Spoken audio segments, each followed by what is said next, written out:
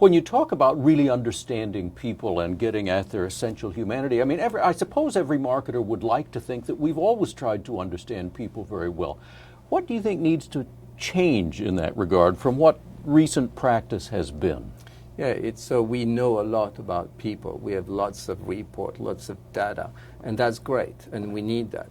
But we are working hard and to actually rebuild an intimacy and empathy with people, with consumers as real people.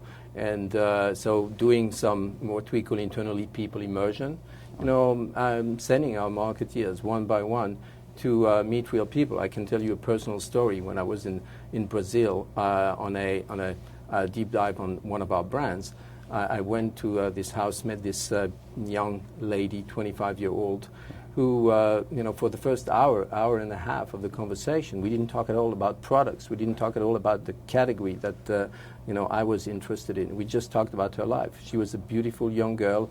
She had 3 brothers, and she had, grown up trying to be like her brother. And she had long hair.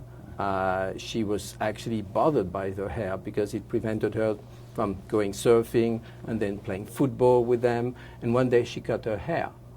And that's how, and that's where the drill comes. She started to tell me spontaneously how one day she adopted the 4-product regime of one of our brands, Sunsilk, to actually rebuild her own identity and be the girl that she wanted to be. That was a fundamental human story I wouldn't have gotten from her if I'd asked her, so what shampoo do you use? Right.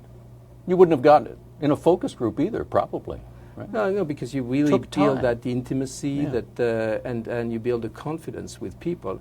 And again, it's fantastic. And all our marketeers, we discover that when they go and then they come back and they share their experience to see how much intimacy people are willing to share and how our brands play a critical role in their everyday life.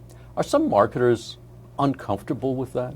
I think it's I think in the end, if you're a marketeer, you've got to be interested in people. I mean, that's one of the things that I really would argue. Otherwise, you should do something else.